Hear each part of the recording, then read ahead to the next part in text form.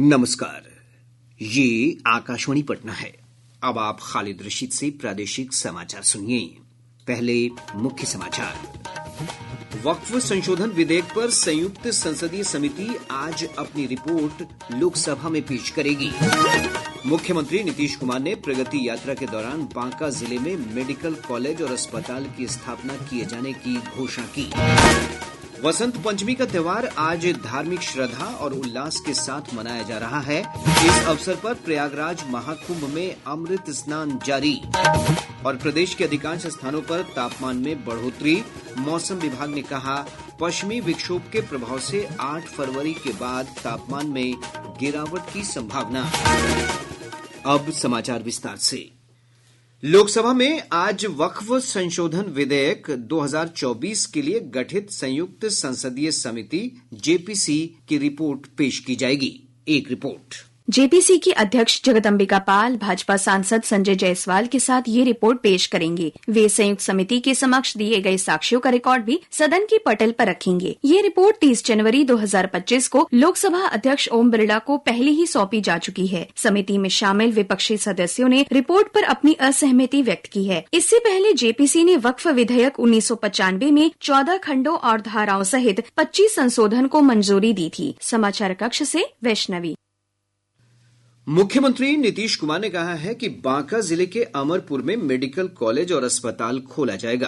प्रगति यात्रा के क्रम में बांका पहुंचे मुख्यमंत्री ने जिले के कटोरिया में डिग्री कॉलेज खोलने की भी घोषणा की है।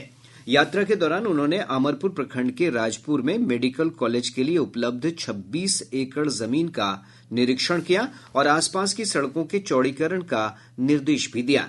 इस दौरान उन्होंने जिले में 362 करोड़ रुपए की लागत वाली विभिन्न योजनाओं का उद्घाटन और शिलान्यास किया। मुख्यमंत्री प्रगति यात्रा के अगले चरण में 5 फरवरी को मुंगेर, 6 फरवरी को लखीसराय और शेखपुरा तथा 7 फरवरी को जमुई जिले की यात्रा करेंगे। स्वास्थ्य मंत्री मंगल पांडे ने कहा है कि Ayushman Bharat digital health mission के क्रियान्वयन में बिहार ने बेहतरीन प्रदर्शन किया है। श्री पांडे ने पटना में आयोजित Ayushman Bharat digital mission Bihar conclave को संबोधित करते हुए कहा कि राज्य में 4 करोड़ 30 लाख आयुष्मान भारत हेल्थ अकाउंट बन चुके हैं। उन्होंने कहा कि बिहार आयुष्मान भारत हेल्थ अकाउंट बनाने वाले शीर्ष राज्यों में शामिल हो गया है। 1 करोड़ 79 लाख टोकन का निर्माण इस एवीडीएम के तहत स्कैन एंड शेयर में हुआ। उसी प्रकार से 4 करोड़ 30 लाख लोगों का आयुष्मान भारत हेल्थ अकाउंट आभा पे बन गया। मतलब हम अब कितनी तेजी के साथ पूरे देश में 43 करोड़ अकाउंट क्रिएट हुआ, उसमें 4.3 करोड़ बिहार में क्रिएट हुआ। तो हम ऑलमोस्ट जो पूरे देश में एवरेज चल रहा है उसी एवरेज के साथ हम भी चल रहे हैं। पूरे देश ने जितना किया उसका 10% बिहार में किया, मतलब हम इसमें भी आगे चल रहे हैं। स्वास्थ्य मंत्री ने बताया कि आयुष्मान भारत लागू होने के बाद से अब तक लोगों के इलाज पर इस कार्यक्रम के तहत 2200 करोड़ रुपए खर्च हुए हैं। वसंत पंचमी का त्योहार आज प्रदेश भर में धार्मिक श्रद्धा, आस्था और पारंपरिक उल्लास के साथ मनाया जा रहा है। जय श्री सकल माघ शुक्ल पंचमी का यह दिन ज्ञान, विवेक, कला और संगीत की देवी सरस्वती की उपासना का दिन है। इस अवसर पर बच्चों का विद्यारंभ कराने की परंपरा है। वसंत पंचमी से ऋतुराज वसंत के आगमन की आहट मिलने लगती है और प्रकृति एक नया रूप धारण करती है। सरस्वती पूजा के अवसर पर विद्यालय, महाविद्यालय और अन्य शैक्षणिक संस्थानों में मां सरस्वती की प्रतिमा स्थापित कर पूजा अर्चना की जा रही है। मां सरस्वती की प्रतिमा के साथ विभिन्न पंडालों को आकर्षक ढंग से सजाया गया है। हर तरफ माहौल भक्तिमय है।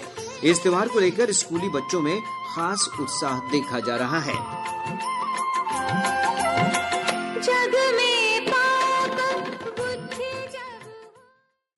वसंत पंचमी के मौके पर राज्यपाल आरिफ मोहम्मद खान और मुख्यमंत्री नीतीश कुमार ने प्रदेशवासियों को शुभकामनाएं दी हैं। वहीं इस दौरान सुरक्षा के व्यापक प्रबंध किए गए हैं। पटना के एसएसपी अवकाश कुमार ने कहा कि पूजा को लेकर स्थानीय थानों को सतर्क कर दिया गया है और प्रमुख जगहों पर पुलिस बल की तैनाती की गई है। उन्होंने कहा कि राजधानी पटना में स्थानीय पुलिस के अलावा रैफ की 1 और बिहार सशस्त्र पुलिस की 5 कंपनियों की प्रतिनियुक्ति की गई है। श्री कुमार ने कहा कि विसर्जन के दौरान जुलूस निकालने और डीजे बजाने पर प्रतिबंध रहेगा। और अब खबरें महाकुंभ से।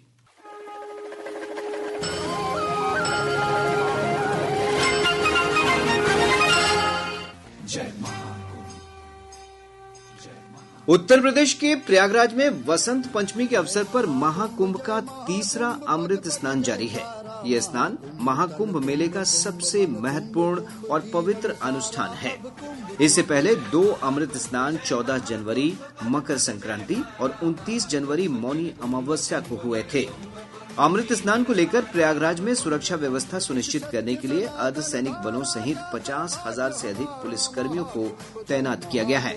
उत्तर प्रदेश सरकार ने एक मजबूत सुरक्षा योजना लागू की है और महाकुंभ के मेला क्षेत्र को नो व्हीकल और नो वीआईपी जोन घोषित किया गया है।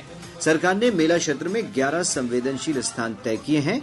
विश्व के सबसे बड़े धार्मिक समागम के रूप में पहचाने जाने वाले महाकुंभ मेले की शुरुआत 13 जनवरी को हुई और अब तक 35 करोड़ से अधिक श्रद्धालु संगम में आस्था की डुबकी लगा चुके हैं।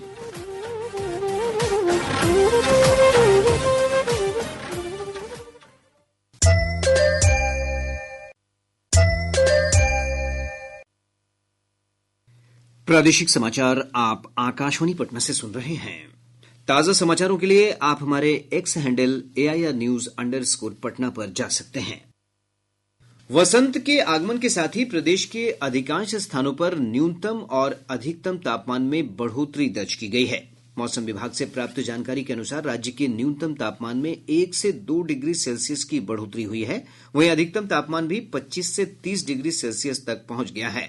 मौसम विज्ञान केंद्र पटना के वैज्ञानिक ने बताया कि 8 फरवरी को पश्चिमी विक्षोभ के प्रभाव से प्रदेश में मौसम में बदलाव की संभावना है। 3 एवं 8 फरवरी 2025 को 2 पश्चिमी विक्षोभ पश्चिम भारत को प्रभावित करने की संभावना है।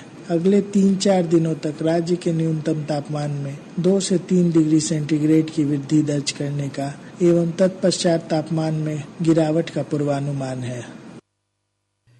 केंद्रीय बजट में मखाना बोर्ड के गठन की पहल का बिहार के मखाना उत्पादक किसानों ने स्वागत किया है। राज्य में 10 से अधिक जिले मखाना उत्पादक श्रेणी में आते हैं। मिथिलांचल का क्षेत्र इसमें अग्रणी है। सुपर फूड की श्रेणी में शामिल मखाना का देश में मुख्य उत्पादक बिहार है। आकाशवाणी समाचार से बातचीत में किसानों ने कहा है कि मखाना बोर्ड के गठन से इसकी कीमतों के नियंत्रण और उत्पादन बढ़ाने में मदद मिलेगी। आदर्श कुमार, मैं हरदा से हूँ, पूर्णिया डिस्ट्रिक्ट, और मैं मखाना उत्पादक हूँ। तो ये बोर्ड के गठन से जो है इसके वजह से जो है कि सबसे पहले किसान और फोड़ी वाले जो है उसको सबसे बड़ा बुटसप मिलेगा, जिसके कारण क्या है कि मखाना का रेट जो आगे पीछे इतना ज्यादा हो रहा है जिससे छोटे किसान को जो है बहुत दिक्कत हो जाता है। बोर्ड का गठन होने के कारण एक रेट सीमित रहेगा। मैं चाहता हूँ कि बीज का जो सीड का जो है इसमें थोड़ा सा इसमें रिसर्च किया जाए सीड के लिए, कि जैसे पैदावार ज्यादा हो। इम्पोर्ट में थोड़ा सा बीज का जो बढ़िया सीड का जो अच्छा उपजाऊ होगा, जिसके कारण हम लोग माल का प्रोडक्शन बढ़ा, और तकनीकी मशीन का भी थोड़ा सा इसमें हम लोग को जरूरत पड़ेगा, तो जिससे जो है कि हम लोग पे वर्क कर पाएंगे। कृषि वैज्ञानिकों ने भी कहा है कि मखाना बोर्ड के गठन से किसानों को तकनीकी मदद मिलेगी। इसके निर्यात और प्रसंस्करण में अच्छी तकनीक आएगी। वैज्ञानिक श्याम नारायण झा ने कहा कि इस पहल से मखाना का मूल्य संवर्धन होगा। मखाना के उद्योग को बहुत फायदा होगा, खेती बाड़ी, और उससे किसानों को जो ट्रेनिंग मिलेगा, post harvest processing value addition पर ज्यादा काम होगा, व्यापार ज्यादा बढ़ेगा और उससे आमदनी बिहार का काफी बढ़ेगा, एक्सपोर्ट बढ़ेगा, तो सारे लोगों को उससे फायदा होगा। राज्यपाल आरिफ मोहम्मद खान ने कहा है कि महिलाओं की शिक्षा के बिना समाज का विकास संभव नहीं है। पटना वीमेंस कॉलेज के वार्षिक समारोह को संबोधित करते हुए उन्होंने कहा कि महिलाओं को शिक्षित करके ही हम शांतिपूर्ण, सहिष्णुतापूर्ण, न्यायपूर्ण और बेहतर दुनिया का निर्माण कर सकते हैं। वाणिज्यकर विभाग की टीम ने पटना समेत 4 जिलों में 10 अलग अलग व्यावसायिक प्रतिष्ठानों पर छापेमारी की। इस दौरान 6.5 करोड़ रुपए की बिक्री छुपाने के सबूत मिले हैं। साथ ही 2.5 करोड़ का अवैध सामान भी जब्त किया गया है। यह कार्रवाई वाणिज्यकर विभाग के सचिव सह आयुक्त संजय कुमार सिंह के निर्देश पर अलग अलग टीमों द्वारा की गई। इन टीमों ने पटना में 5, गया में 3 और दरभंगा तथा जहानाबाद में 1-1 व्यावसायिक प्रतिष्ठानों पर छापेमारी की। ये प्रतिष्ठान पान मसाला, हार्डवेयर, ड्राई फ्रूट्स, आयरन और स्टील की बिक्री से जुड़े हैं।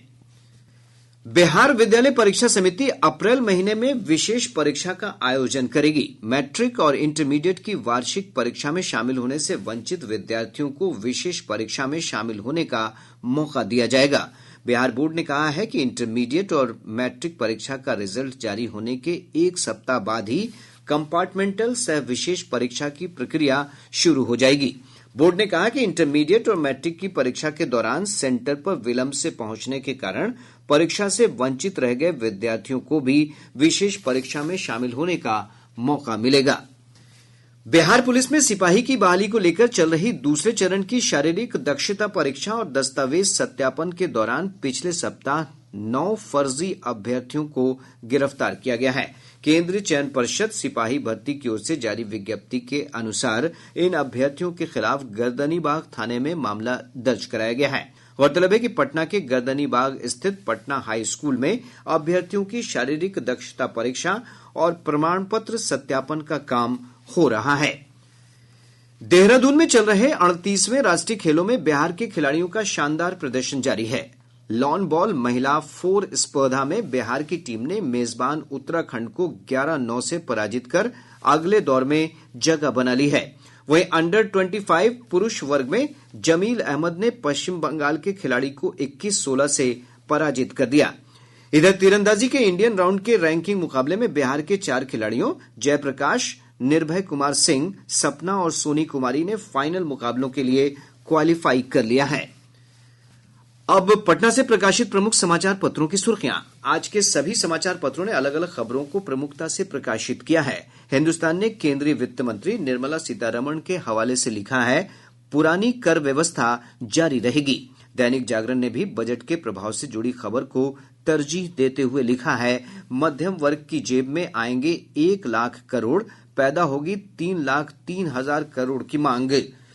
दैनिक भास्कर मौसम की खबर पर लिखता है, पटना समेत 36 जिलों का न्यूनतम पारा 10 डिग्री के पार हुआ। प्रभात खबर का शीर्षक है, प्रगति यात्रा के दौरान सीएम राजधानी पटना को देंगे 3 सौगात। राष्ट्रीय सहारा लिखता है, बांका के कटोरिया में होगा औद्योगिक क्षेत्र का विकास। आज अखबार की सुर्खी है, महाकुंभ का 3रा अमृत स्नान आज। और अब अंत में मुख्य समाचार एक बार फिर। वक्फ संशोधन विधेयक पर संयुक्त संसदीय समिति आज अपनी रिपोर्ट लोकसभा में पेश करेगी। मुख्यमंत्री नीतीश कुमार ने प्रगति यात्रा के दौरान बांका जिले में मेडिकल कॉलेज और अस्पताल की स्थापना किए जाने की घोषणा की। वसंत पंचमी का त्योहार आज धार्मिक श्रद्धा और उल्लास के साथ मनाया जा रहा है। इस अवसर पर प्रयागराज महाकुंभ में अमृत स्नान जारी। और प्रदेश के अधिकांश स्थानों पर तापमान में बढ़ोतरी। मौसम विभाग ने कहा, पश्चिमी विक्षोभ के प्रभाव से 8 फरवरी के बाद तापमान में गिरावट की संभावना। इसके साथ ही आकाशवाणी पटना से प्रसारित प्रादेशिक समाचार का ये अंक समाप्त हुआ। आकाशवाणी पटना से अगला समाचार बुलेटिन दोपहर बाद 3:10 पर प्रसारित किया जाएगा।